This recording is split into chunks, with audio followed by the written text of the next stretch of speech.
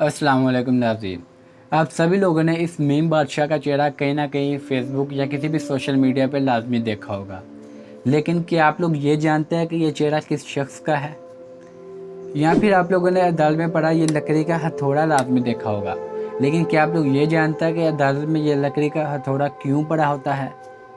या फिर आप लोग ये जानते हैं कि एक इस दुनिया में ऐसा गाना है, एक ऐसा सॉन्ग है जिसे सुनने के बाद बहुत सारे लोगों ने खुदकुशी कर ली। आखिर क्यों?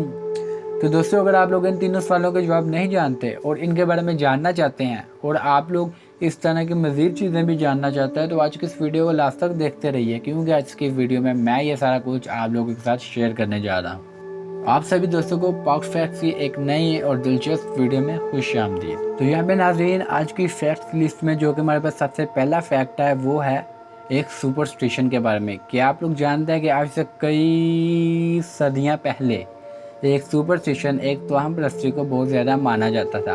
और वो सुपरस्टिशन ये थी कि अगर आप लोग बीमार पड़ जाते हैं तो आप लोग एक सिक्का लेके एक किसी भी दर्द के अंदर एक हथौड़े से ठोक दें, और अगर आप लोग वो सिक्का दर्द के अंदर ठोक देते हो तो आप लोग बिल्कुल तंदुरुस्त हो जाएंगे।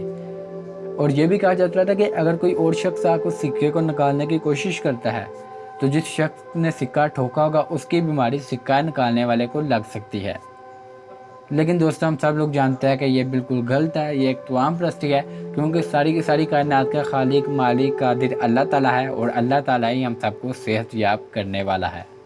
तो दोस्तों, जो कि हमारे पास फैक्ट नंबर 2 है वो ये है कि आप लोगों ने किसी ना किसी ड्रामे में या किसी ना किसी फिल्म में अदालत के अंदर मौजूद ये लकड़ी का हथौड़ा लाजमी से देखा होगा।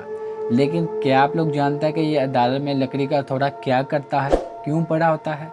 तो ये दोस्तों इसलिए पड़ा होता है कि जब अदालत का निज़ाम नया नया शुरू हुआ था तो तब इसे इंट्रोड्यूस इसलिए करवाया गया था कि अगर दोनों पार्टीज आपस में बहस शुरू कर देती हैं, कोई 2-3 लोग उठ के आपस में झगड़ा शुरू कर देते हैं, बहस शुरू कर देते हैं, तो जज इस हथौड़े को इस लकड़ी के स्लेट के ऊपर ज़ोर ज़ोर से मार के सबको चुप कराता था। इसका मतलब होता था सब खामोश होकर बैठ जाओ।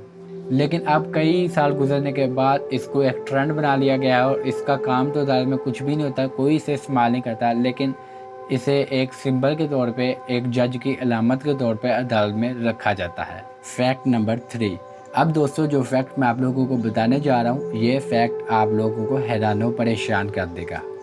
क्या आप लोग जानते हैं कि 1000 साल पुराने बुद्धा का स्टैचू जो कि चाइना में मौजूद है, जब उसको स्कैन किया गया तो उसके अंदर मोंग का स्केलेटन मिला, एक असली इंसानी स्केलेटन। किसी मोंग ने ये स्टैचू अपने जिस्म के ऊपर ही बनवा दिया था, इसलिए उसका ढांचा अब भी इस बुत के अंदर मौजूद है। Fact number 4। दोस्तों, आप लोगों को क्या लगता है इस दुनिया में सबसे महंगी चीज़ क्या है? सोना, हीरा, प्लैटिनम? तो जी दोस्तों, नहीं। इस दुनिया में सबसे महंगी चीज़ है एंटी मैटर। इसका 1 ग्राम अगर आप लोग ख़रीदना चाहें तो इसकी कीमत है $25 बिलियन। और ये इतना पावरफुल है कि इसका 1 ग्राम पूरे का पूरे न्यूयॉर्क सिटी को बर्बाद करके रख सकता है।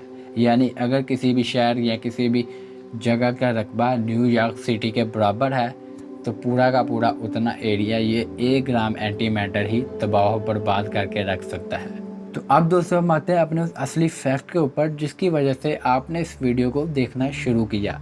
ये मीम्स की दुनिया में इतना मशहूर शख्स कौन है, ये किसका चेहरा है, इसका असल नाम क्या है? तो दोस्तों, ये चाइनीज़ रिटायर्ड बास्केटबॉल प्लेयर है जिसका नाम है याओ मिंग।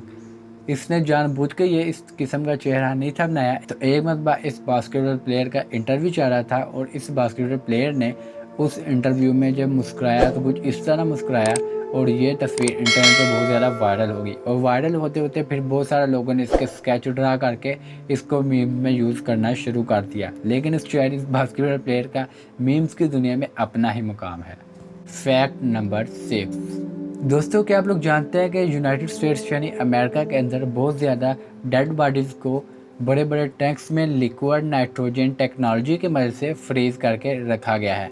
इन डेड बॉडीज़, इन लाशों में ज़्यादातर हॉलीवुड स्टार्स और बास्केटबॉल और प्रोफेशनल फुटबॉल प्लेयर्स मौजूद हैं। और वो साइंसदान ये कहते हैं कि बहुत जल्द जब हम फ्यूचर में कोई ऐसी टेक्नोलॉजी ईजाद कर लेंगे जिसकी मदद से हम लाशों को दोबारा से ज़िंदा कर पाएँ, तो हम इनको दोबारा से ज़िंदा करेंगे और ये दोबारा दुनिया को अपने नाम और अपने कारनामों की वजह से एंटरटेन करेंगे। और ये फर्स्ट टाइम किया था 1966 में एक यूनाइटेड स्टेट के साइंटिस्ट ने। तो दोस्तों, इस वीडियो का लास्ट फैक्ट जो कि हमारे पास मौजूद है वो है ग्लूमी संडे गाने के बारे में, जिसके बारे में मैंने आज की इस वीडियो के शुरू में ही कहा था कि एक ऐसा गाना इस दुनिया में मौजूद है जिसकी वजह से बहुत ज़्यादा लोगों ने सुसाइड की है, यानी खुदकुशी कर ली है। तो दोस्तों, इस गाने का नाम है ग्लूमी संडे। इसे हंगेरियन सुसाइड सॉन्ग भी कहा जाता है। इस गाने के बारे में ये दावा किया जाता है कि बहुत सारे लोगों ने इस गाने को सुनने के बाद खुदकुशी कर ली। और यहाँ तक भी कहा जाता है कि जिस शख्स ने इस गाने को लिखा था और लिखने और रिकॉर्ड करने के बाद इस गाने को जब उस शख्स ने सुना तो उस शख्स ने खुद भी उस गाने को सुनने के बाद खुदकुशी करने की कोशिश की। उसने खिड़की के बाहर छलांग लगा दी, लेकिन वो ना मर सका तो उसे हॉस्पिटल पहुंचा दिया गया।